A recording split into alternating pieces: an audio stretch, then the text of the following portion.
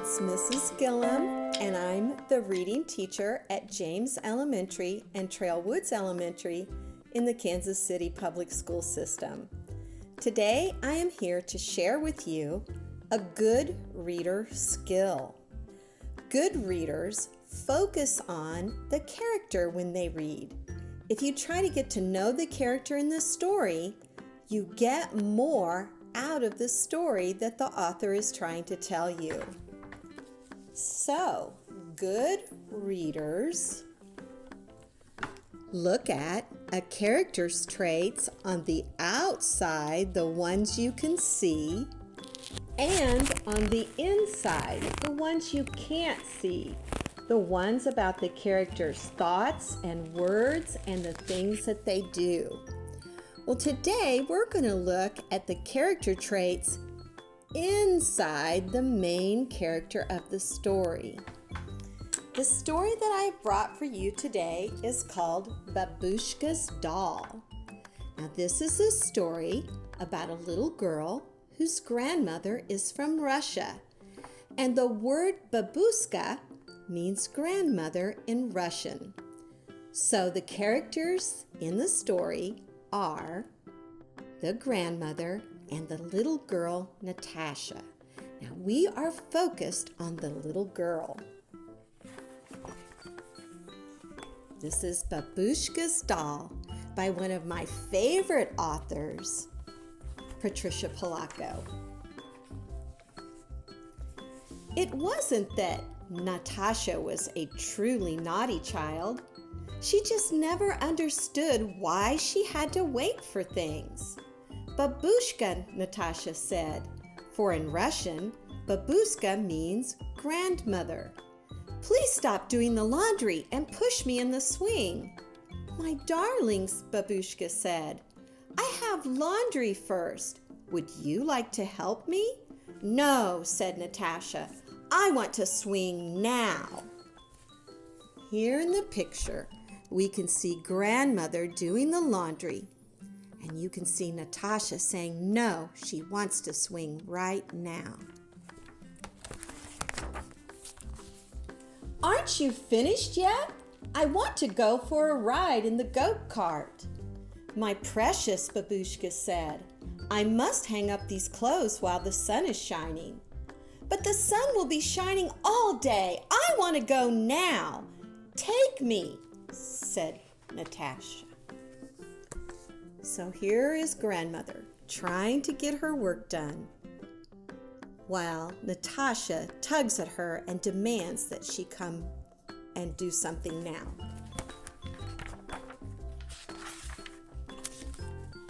Babushka went to feed the goats. Natasha followed. But I'm hungry too, Babushka. My stomach is making noises. I want to eat now. Don't be selfish, darling, said Babushka. These poor creatures need to be fed. They cannot fix their own lunch. There's Babushka. She's feeding the goats, feeding the animals, while Natasha holds her stomach because she's so hungry. Well, I'm going to stop right there at this point in the story, and I'm going to ask you, so far in the story, which trait is most like Natasha? Is she helpful? Is she helping her grandmother? Is she kind to her grandmother? Is she selfish? Or is she curious about what her grandmother is doing? What do you think?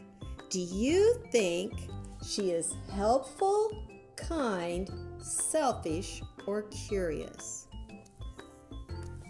Oh, well, why do you think that? What are her words or actions that are making you feel that she is whatever you picked off this list? I'll check back with you later on what you decided. Read a little more of this story.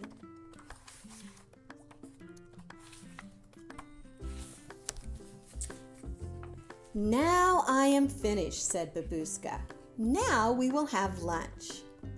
She took a little kettle down from a high shelf, and Natasha looked up where the kettle had been. "Is that your doll, Babushka?" she asked. "Yes, dear, it was my doll when I was a little girl like you."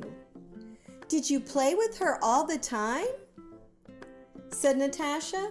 "No, dear, I only played with her once. Only once." And here in the picture, Natasha is pointing up at the shelf, and her and grandmother are looking at the doll, and grandmother has explained she only played with the doll one time. Can you imagine having a toy that you only played with one time? Well, Natasha's grandmother says she only played with the doll once. What happens next? "I have finished my soup now," said Natasha. "May I hold the little doll just for a while?" Babushka got the doll down from the high shelf. "Yes, it is just the right time for you to play with her," said Babushka. She handed the doll to Natasha. "I'm going to the store for groceries," she said.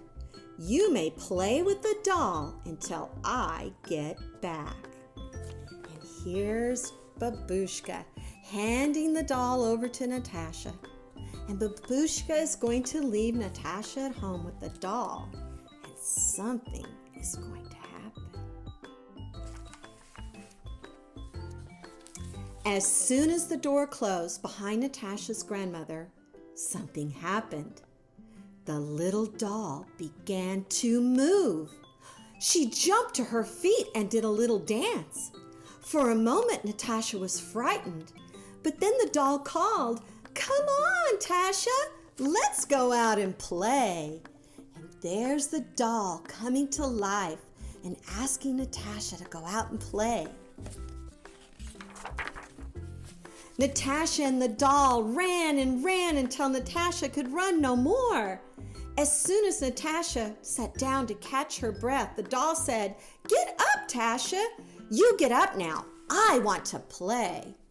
And there they are, running and running until Natasha is so tired.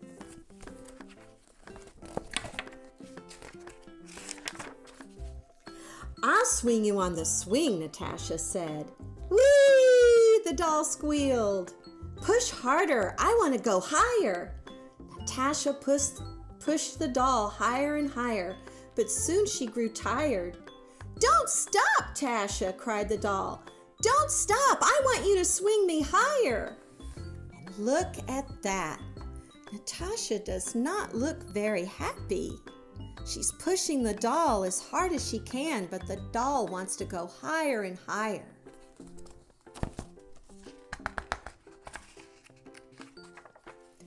"I'll take you for a ride in the goat cart," Natasha said. "Oh, goody," Tasha the doll chirped. "And don't you slow down. Keep going as long as I want. Do you hear me? As long as I want." What do you think of this doll who's bossing her around and demanding to do all these different things? Does that remind you of anyone?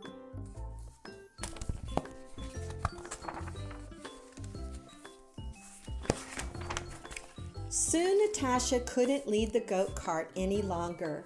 "I have to stop," said Natasha. "I need to rest." "Now I want to eat," said the doll. Poor Natasha was very tired, but she tried her best to make some lunch. There's Natasha trying to rest and the doll saying, "I want to eat right now." Look at Natasha's face. She does not look very happy at all.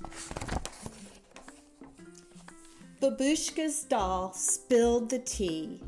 She sloshed the soup from her spoon and she flung noodles all over her head. Then she pounded her fist in the mess and laughed and laughed. So now Babushka's doll is making a horrible mess, and poor Natasha is all alone to deal with it. Suddenly, she stopped laughing and started to scream, "My dress! Tasha, it's all dirty! I want you to wash it right now!" Natasha washed the little dress and hung it on the line. There's Natasha washing the little dress. Then she ironed it and put it on the doll. "You didn't do it right," said the doll. "My dress is all wrinkled." Natasha began to cry. "I'm just a little girl," she said between sobs. "I wish you were just a doll." There's the crying Natasha, wishing that doll would stop demanding so many things. "My darling girl," a voice cried out. "Why are you crying, my precious child?" "Babushka," sobbed Natasha. "Your little doll came to life and she was very naughty.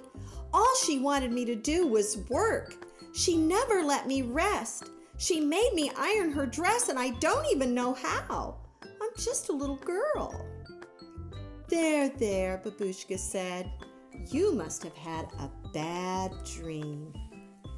There's Natasha crying in the corner, and the doll is flopped on the floor, and Babushka is trying to console her and make her feel better.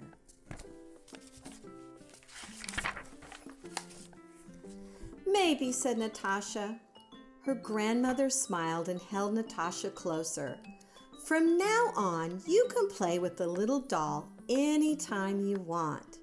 "No, thank you, Babushka," Natasha said. "Once is enough." So in the end, Natasha doesn't want to play with the doll anymore. Why do you think that? Why do you think she doesn't want to play with the doll? I'll check in on that thinking in just a minute. Babushka picked up the little doll and put her back on the high shelf. "It looks like you've had quite a day," she said softly to the doll. The little doll gave Babushka a wink and went back to just being a doll. And the end of this story says that Natasha turned out different after she played with the doll. There is grandmother winking at the doll and putting her back on the shelf. So I'll ask you again, what did you decide was her character trait at the beginning? Was Natasha helpful, kind, selfish, or was she curious? How many of you chose selfish, always demanding that Grandma do things for her when Grandma was trying to work? And when Grandma asked her to be a helper, she said no. She wasn't helpful. She wasn't kind. She wasn't curious. She was selfish. But after she played with the doll, did Natasha learn a lesson in this story? What did she learn from the doll? Did she learn how it feels to be treated so rudely and not to have help and have things demanded done for you? So, do you think Natasha will change? And will she be different? Will she change her personality trait? So how might she change?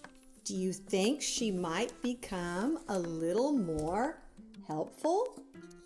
Do you think she might be a little more kind and a little less selfish? I'm not sure if the story said anything about curious, but as a reader, taking the time to get to know Natasha through the way that she talked to her grandmother and the things that she did in the story helped me understand that this book is trying to teach a lesson.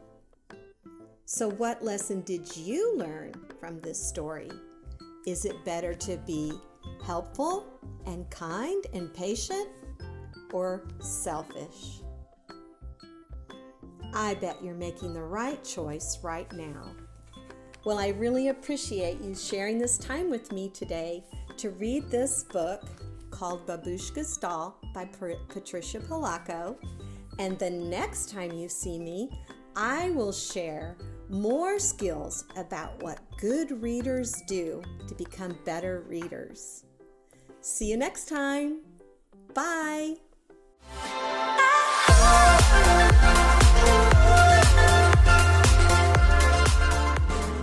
Kindergarten is great at Kansas City Public Schools. I know they have really good teachers. I know this is a great school. They teach them stuff that I thought my kids would never be able to know at the age of 5. Since deciding to send our kiddos to a neighborhood school, we've become even more of a part of our community. Now is the time to enroll your future kindergartner for the new school year. Visit enrollkc.org today. The desire to create lives within each of us. From Grammy-winning producers and musicians, to NBA stars, to Navy admirals and Medal of Honor recipients, to internationally renowned artists and beloved local muralists, Paseo graduates have been creating their own success, their own history, their own legacy since 1926. Now it's your time. Create your future at Paseo Academy of Fine and Performing Arts. Learn more at enrollkc.org/Paseo.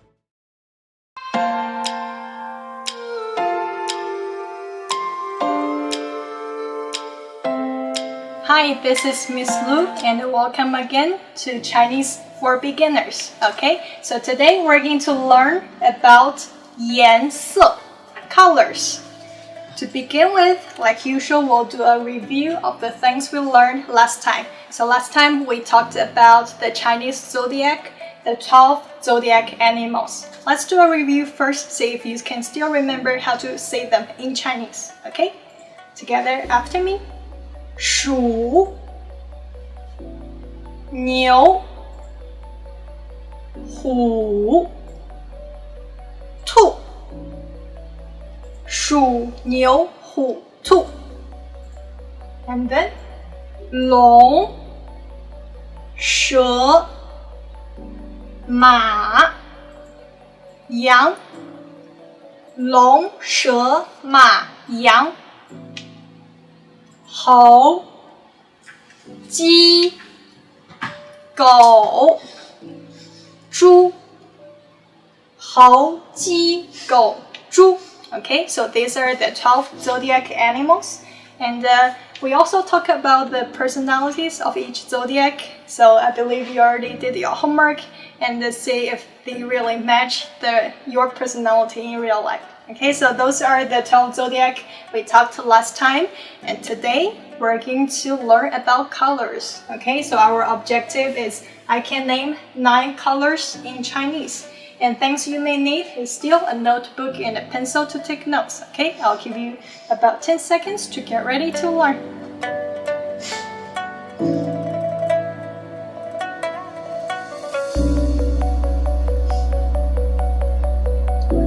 Okay, so to start with, 你喜欢什么颜色？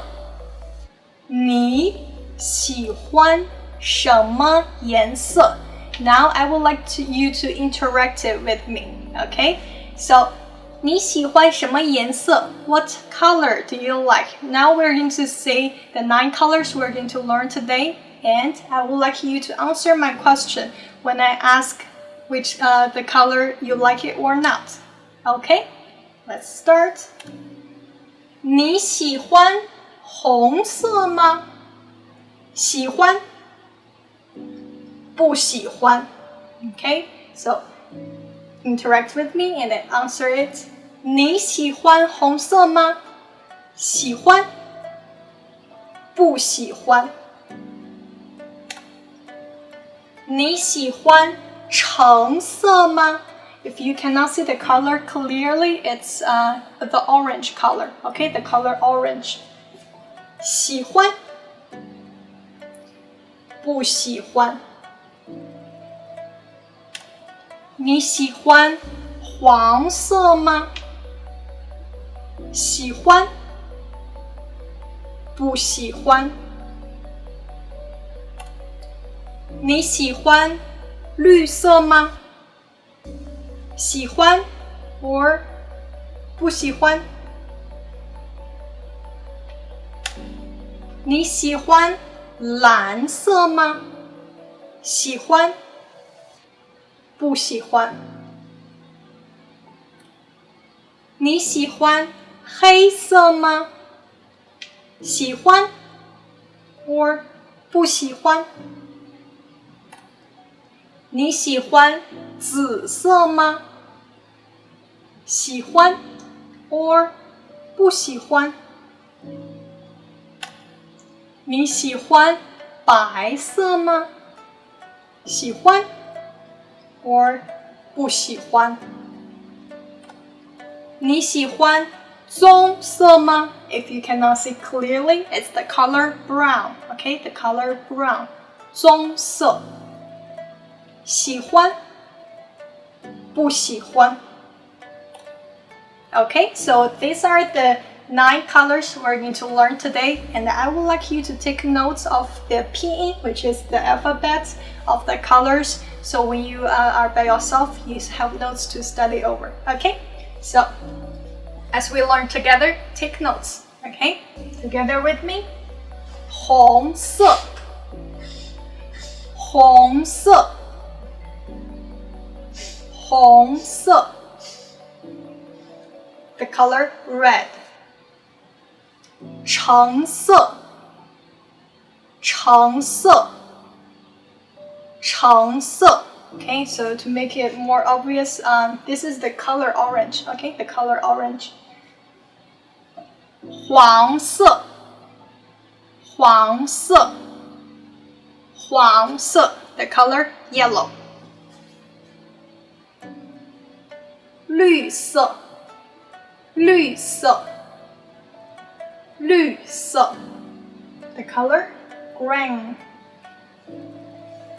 蓝色，蓝色，蓝色 the color blue 紫色，紫色，紫色 the color purple. Okay, this is purple. And then 黑色黑色黑色 the color black. 白色白色白色 the color white. 棕色棕色棕色is the color brown. Okay, and now let's do some practice. You may use your notes to help you when we do practice together. Okay, 这是什么颜色？这是什么颜色？ Okay, let's look together. I'll give you about 3 seconds for each slide. You can see it by yourself first, and then we'll check the answers together. Okay, 这是什么颜色？这是什么颜色？ If it's not clear on your screen, this is the color red. Okay, 这 how do you say red? 这是什么颜色？ Okay, 红色，红色。这是什么颜色？ How do you say orange? 橙色，橙色。这是什么颜色？ The color green is the color yellow is 黄色，黄色。And this is the color green. Okay, 这是什么颜色？ How do you say the color green? 绿色，绿色。And then this is color blue. Okay, color blue. 这是什么颜色？蓝色，蓝色。这是什么颜色？黑色，黑色。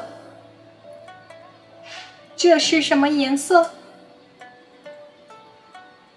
紫色，紫色 ，purple。OK。这是什么颜色？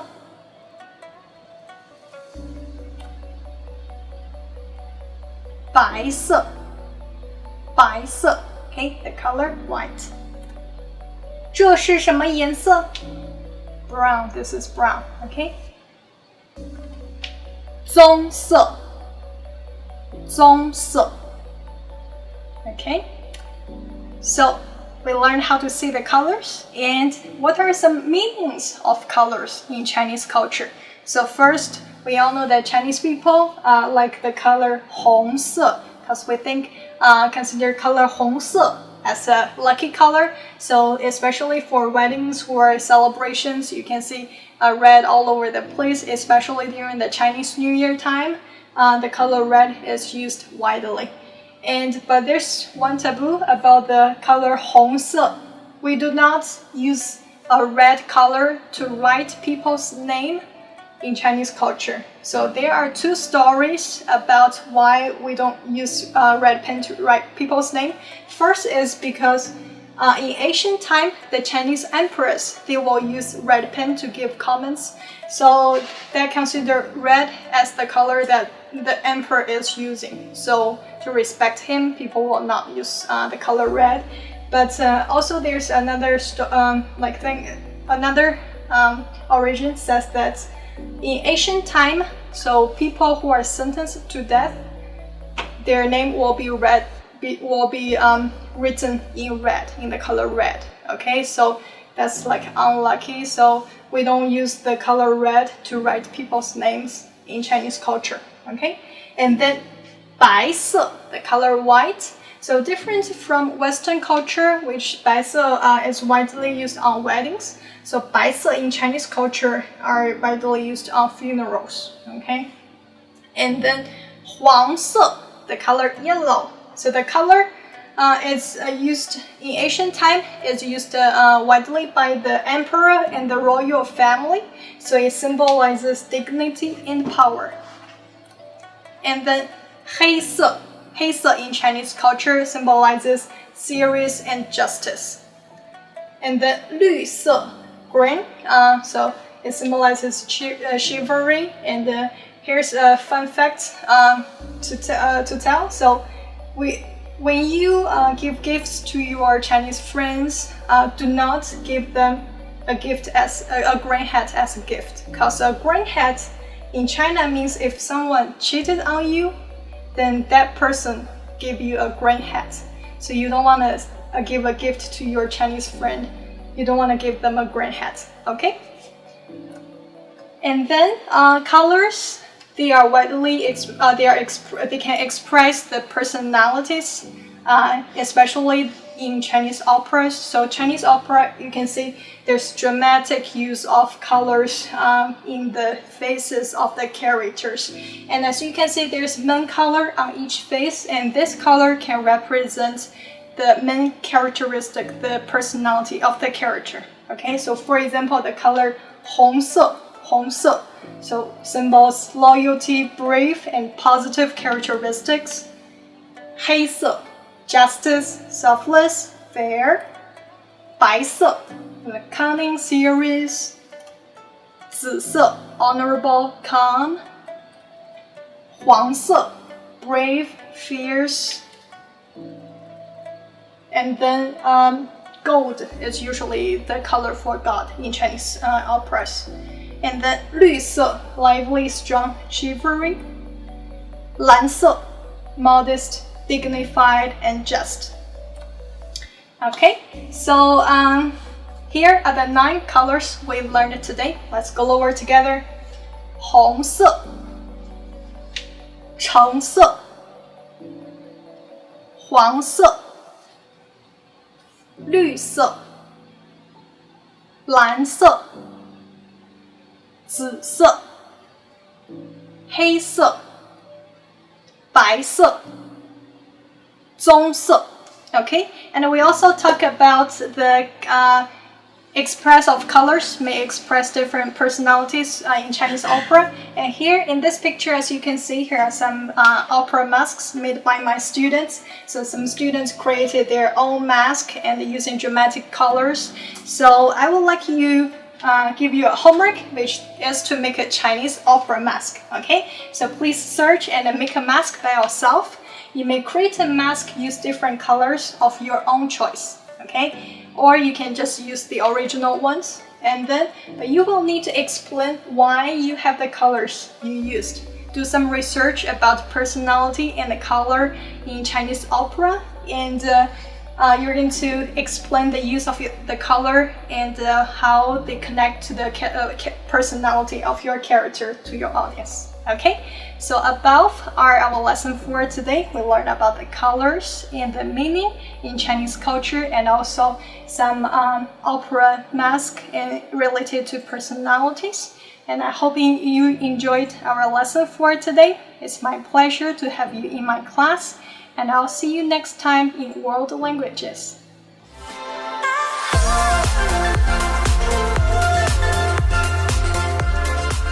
Southeast because of the culture, the band program, and restorative justice.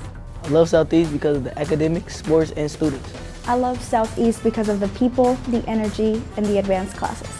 It's not alike. I love Southeast because the students here at Southeast are full of potential and they believe in achieving anything. We are Southeast. Southeast. We stand shoulder to shoulder. Join the Southeast family. Enroll today. I chose manual because it's challenging and fun, and it can help me with college. I chose manual because I wanted to get a jump start in my career with culinary arts. I chose manual to acquire skills I'd use in real life. I chose manual because I want to be an ER doctor, and being an EMT is my first step. Kickstart your future today at Manual Career and Technical Center. Manual is open for all 11th and 12th grade students in both Kansas and Missouri. Learn more today at enrollkc.org/manual or call 816-418-5200.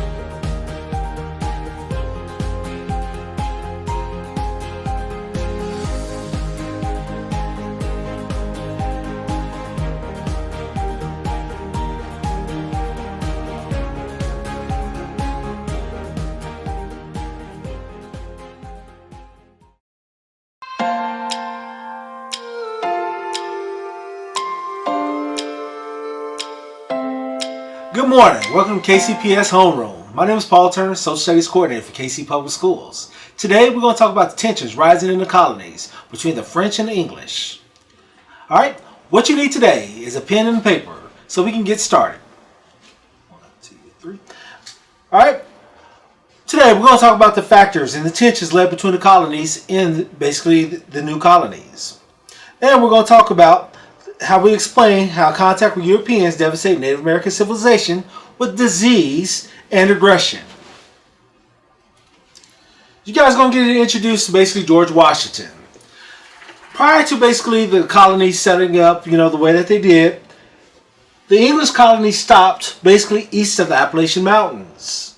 But they wanted to get west of the Appalachian Mountains to the Ohio River Valley. This is fertile land. This is great farming land. This is land basically that once the English controlled, they basically realized that they can get more money, more tax money from them, and they realized they can get more goods sent back to the old world. So we're going to get introduced to George Washington. This is Robert Denwoodle. Basically, he was the governor of Virginia. He sent George Washington, a 21-year-old captain. He sent him over to this area to deal with the French. It's the reason that George Washington loved Hamilton. Have you guys seen the film Hamilton? Or the play Hamilton, excuse me.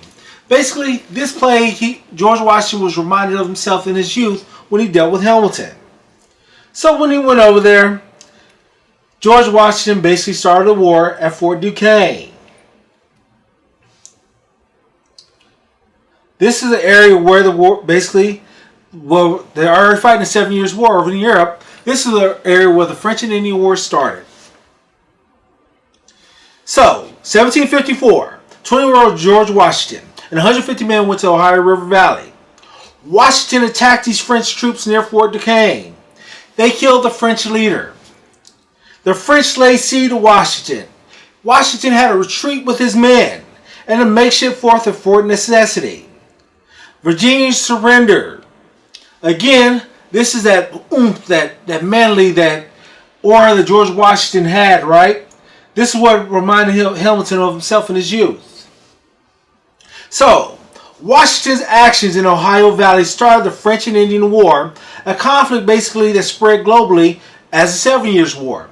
So, we say that World War I technically happened in the 20th century.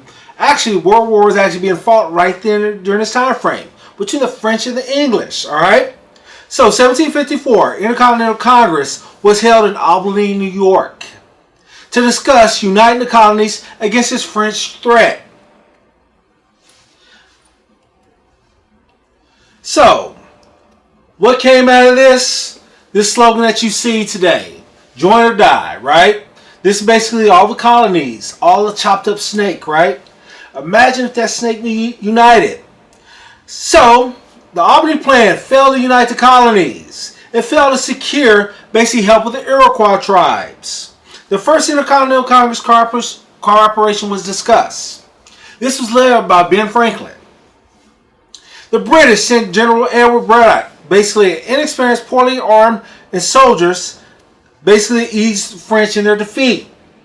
So, Braddock, he came over to basically recruit all these troops from the colonies. We're not America yet. We're going to call them the colonies, okay? So, British were defeated in a series of attacks on the wilderness fronts as the native forces, along with the frontier, joined the French effort. You remember, the French and the natives, basically they were like alliances system out there. You remember, if they switched over to Catholicism, these guys became part of the French citizens, correct? So, 3 years lasted.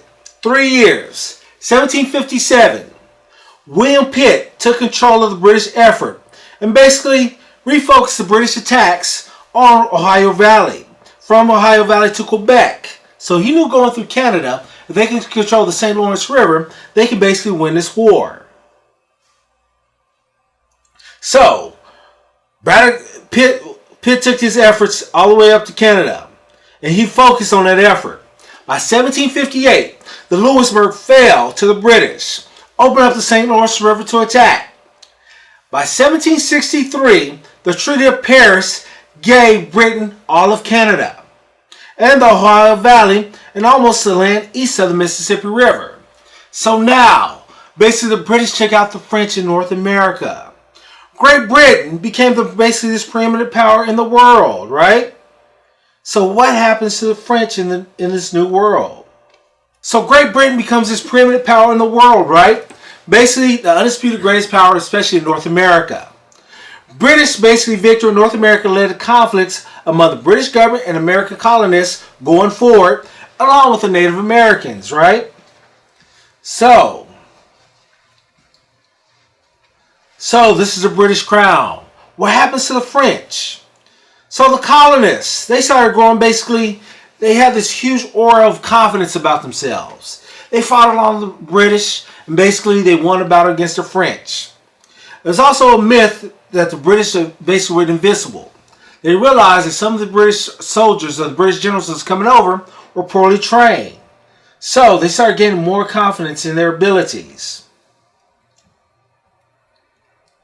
So, William Pitt, his legacy in the United States, basically becomes Pittsburgh, right? So Pittsburgh is named after William Pitt. The colonists basically expanded their territory in North America. So, as Pitt's forces basically realized that North American territories basically going to belong to the British, Wolfe scaled basically cliff protections back in Quebec. They met with French troops on a plane. Abraham then died in the battle, right? So, now we have the British forces taking over North America. Again, when Montreal fell in 1760, by 1763, we had this huge Treaty of Paris. Again, the British forces basically now are the preeminent powers in the world. They're preeminent power in North America especially. So you see this territories, these original 13 colonies. They expanded. They expanded over basically west of the Appalachian Mountains. So now we have these colonists. They basically had this huge confidence, this huge aura. They started feeling mistreated basically by the British Crown. These colonists were not loyal to the British Crown. Remember this. Remember why most people come over, right? Religious persecution, an opportunity to build wealth, basically a great sense of adventure. North America provided that for these colonists. So when that happened, basically they felt basically slighted and disrespected by the British Crown.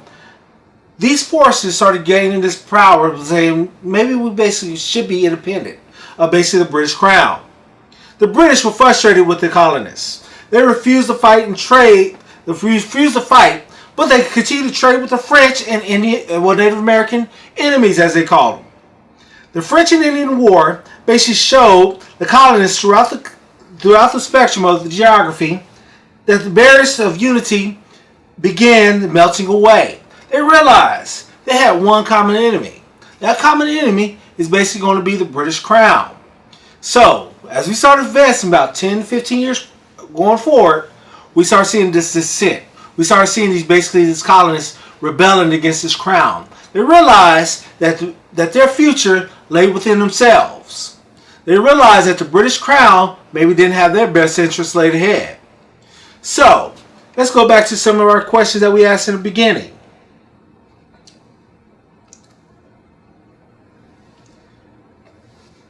I want you guys to answer. How did contact with Europeans devastated the Native American civilization due to disease and aggression? We already talked about the impact of the English coming over, how they treated them, right? We already talked about the way the French treated their Native American counterparts. They built an alliance system, correct? Now we can throw the aggression in. We can talk about the French and Indian War. Basically the impact that led. Basically taking over Native American lands. We're going to talk about Pontiac's Rebellion basically in our next lecture. That's going to continue this whole process leading up to the basically American Revolution and basically American becoming its own colonies. So this is what I want you guys to do.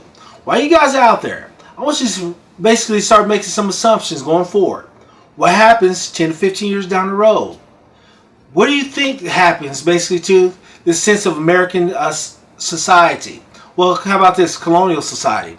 Do we have the sense of a this national idea of who we are? Do we have this national culture? Or is we still basically rule still these 13 little colonies by ourselves? My name is Paul Turner. I thank you for joining me with KCPS Homeroom. See you guys next week.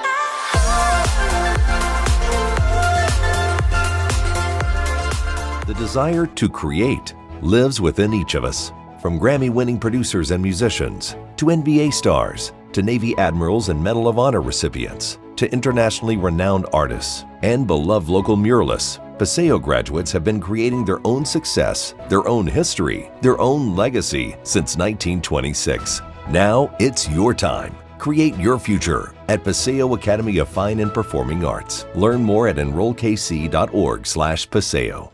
I love Southeast because of the culture, the band program, and restorative justice. I love Southeast because of the academics, sports, and students. I love Southeast because of the people, the energy, and the advanced classes. It's not alike. I love Southeast because the students here at Southeast are full of potential and they believe in achieving anything. We are Southeast. We stand shoulder to shoulder. Join the Southeast family. Enroll today.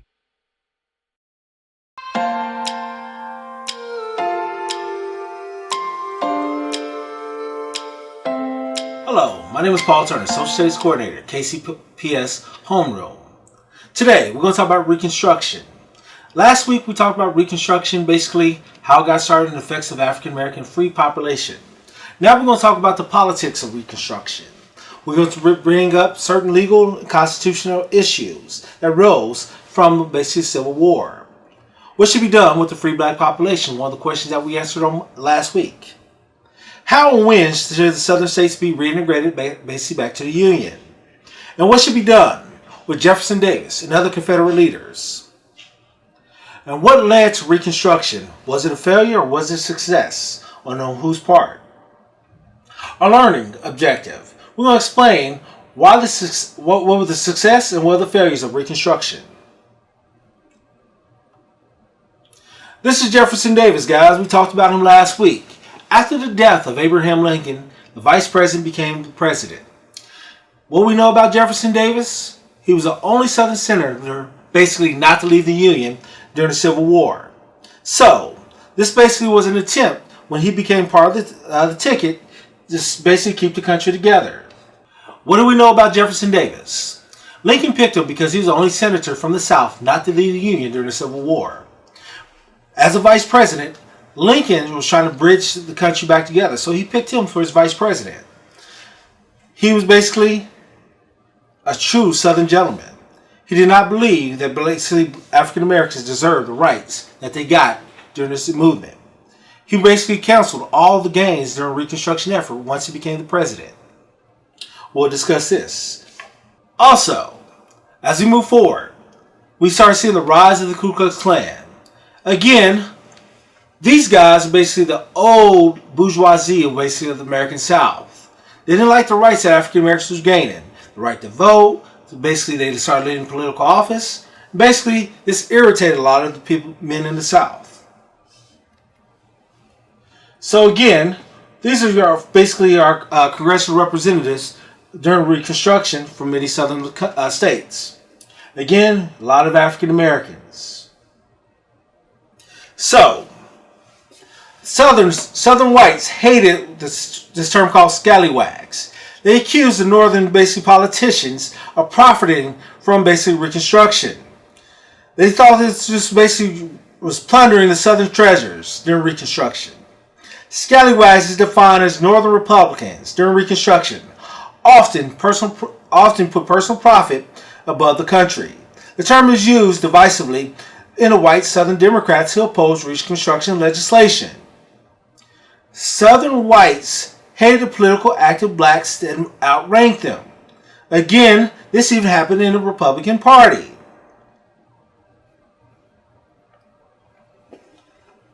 As you can see, this is an old political cartoon where you see the treasures basically of a scallywag and basically a carpetbagger stealing from the South.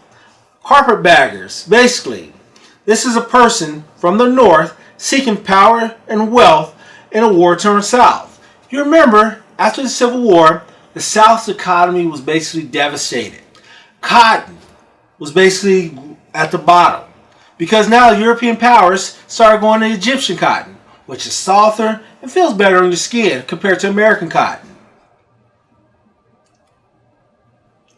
And you see these people who are basically rise of the KKK. They basically started seeing people from Ohio, people from New York as basically the enemies of the American South. So let's talk about the KKK. 1866, extremely racist, basically former Confederates founded the Invisible Army of the South, aka the KKK.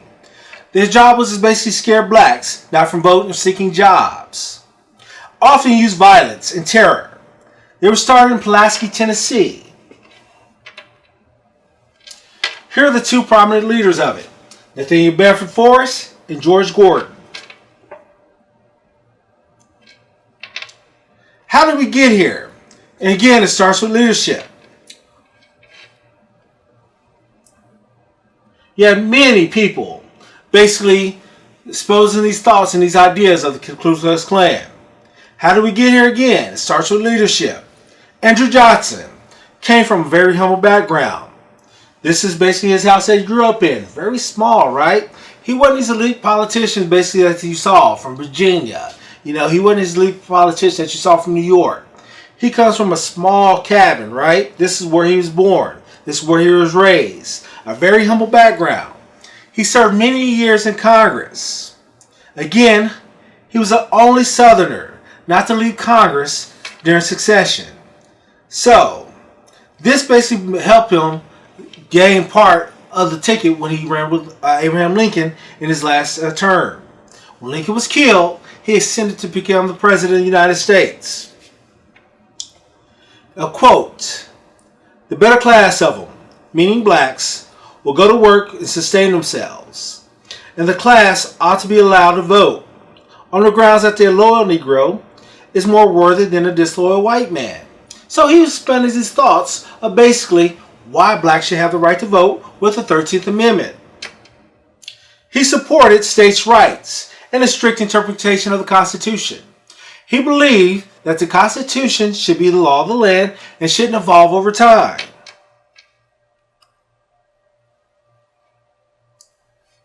He never earned the trust of the North and never regained the confidence of the South. So he didn't have any real support, especially when it came to Congress. When it came to Congress, most congressmen,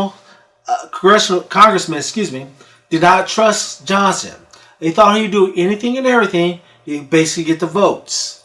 So people didn't trust him. That's going to come basically to haunt him here in a few years. Before Lincoln died, Lincoln never officially recognized Southern secession. So legal restoration in his eyes was basically simple. Lincoln supported basically a 10% plan.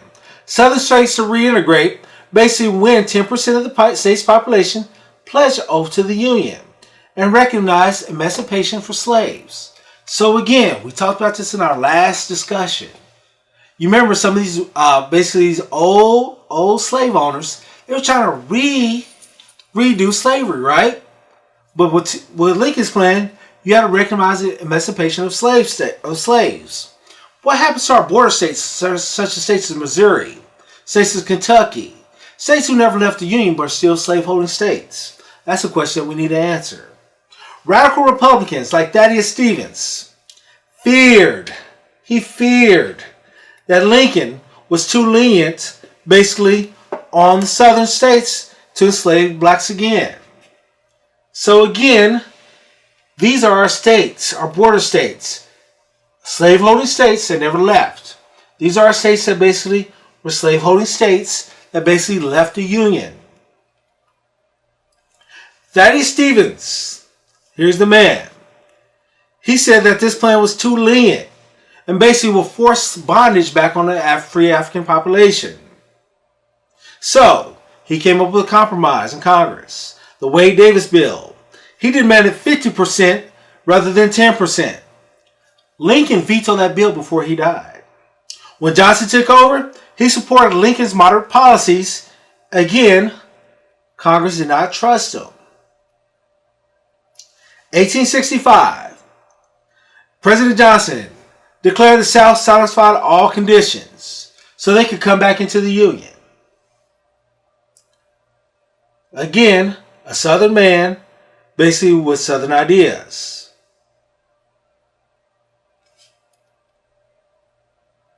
This come back to haunt him again. He repeatedly vetoed Republican-supported bills of extensions of the Freedom Bureau, the Civil Rights Bill, ending the black codes in the South. He thought that the Southern states did enough to come back into the Union.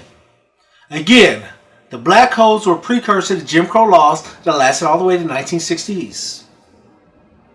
Johnson began a series of roundtables, of speeches, hoping to reduce the numbers of Republican victors in the upcoming election.